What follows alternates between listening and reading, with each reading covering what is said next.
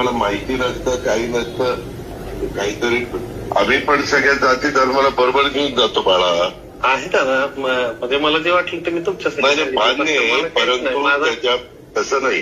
आज आपण आता बरोबर आहे, परंतु त्याच्यात माळी समाजाला मी जिल्हा परिषदेची उमेदवारी आता 15 सुप्या गटातनं दिलेली आहे. तिथं ओबीसीच रिझर्वेशन होतं, बाकीच्यांनी दिलं नाही. ते तर पक्षाने दुसरेच दिलेले, त्या पद्धतीनं आपण केलेलं आहे. ओके, चालेल दादा, तुम्हाला जो योग्य वाटतं तो निर्णय अंतिम झाला. ठीक आहे, ओके, थँक्यू. त्या बाजूला ठेवा, अलीकडच्या बाजूला, त्या अलीकडच्या बाजूला ठेवा.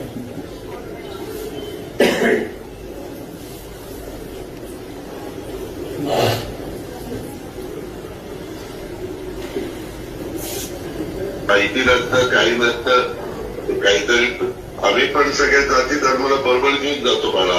आहे दादा, म्हणजे मला जे वाटलं ते मी तुमच्यासाठी नाही मान्य आहे, परंतु त्याच्यात तसं नाही.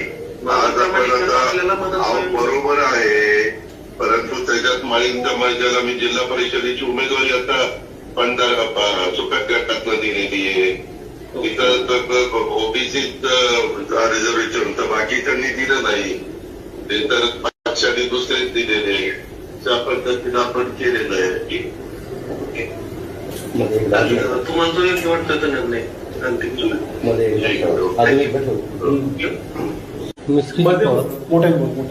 श्रीजित पवार, काटेवाडी.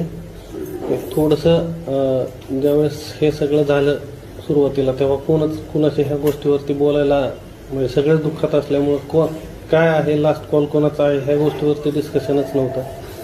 जेव्हा काल थोडंसं झालं की बाबा कोणाचा फोन शेवट झाला, तेव्हा बघितल्यानंतर माझा लास्ट कॉल 8:37 सकाळी झालेला आहे. मग तो जेव्हा विमान जवळ आलं, रेंजमध्ये आलं, कदाचित त्यावेळेस तो लास्ट कॉल असावा. मग त्यावेळेस असं जाणवलं की बाबा हा दादांचा शेवटचा आवाज आहे आणि तो आपण थोडंसं सांगूयात की बाबा 8:37 पर्यंत तरी जे दादा बोलत होते ते सर्वसमावेशक किंवा सगळ्यांसाठी आणि दादांचा शेवटचा आवाज ऐकायला मिळावा सगळ्यांना, असं शेवटचा विषय आला सगळ्यांच्या मनात. म्हणून आम्ही बोललो की बाबा चला हे शेवटचा आवाज दादांचा ऐकूयात आपण. तुम्हाला फोन आला की तुम्ही फोन केला? मला फोन आला, मी एक जस्ट 8:19 वगैरे एका कामासंदर्भात मेसेज केला होता. त्या मेसेज जेव्हा आय थिंक विमान वरती असताना रेंजमध्ये जेव्हा तो लँडिंगसाठी जवळ आलं, रेंजमध्ये मेसेज